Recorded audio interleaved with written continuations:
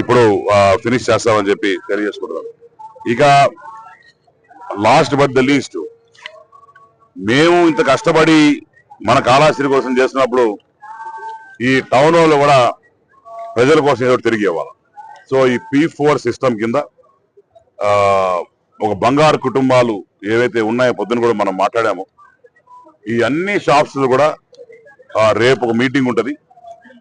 Shops కావచ్చు, gold shops కావచ్చు, vendors కావచ్చు, ఎవరైతే 10 రూపాయలు ఖర్చు పెట్టగలుగుతారో, బాగానే ఆర్థికంగా బాగున్నారు, వాళ్ళందరినీ కూడా మున్సిపల్ ఆఫీస్ పిలిచి రేపు ఆర్డీఓ గారు ఇంకా మున్సిపల్ కమిషనర్ గారు ఒక మీటింగ్ పెట్టి రిక్వెస్ట్ చేయబోతున్నారు. వాళ్ళ స్థాయి బట్టి వాళ్ళు ఎవరికి సాయం చేసినా వాళ్ళు సాయం చేసి, ఇంతవరకు కూడా షాపుకు పోయింటే మీరు బంగారు కుటుంబాలు ఆదుకోవాలంటే నేను ఆదుకోలేను, నా డబ్బులు లేవు, నన్నే ఆదుకునే పరిస్థితి ఉంది, నేనే కష్టాల్లో ఉన్నా అని చెప్పి ఒక షాప్ కీపర్ చెప్పాడు. నాకు అనిపించింది, ఆదుకోవడం అంటే కేవలం డబ్బులతోనే ఆదుకోవడం కాదు.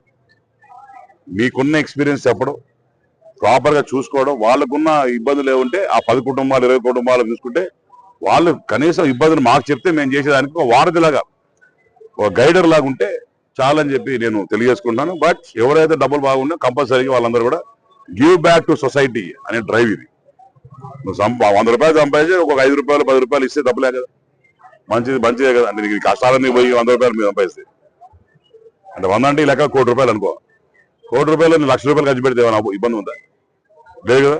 అది గివ్ బ్యాక్ టు సొసైటీ. తప్పకుండా దాని మీద పోతాం. Any questions?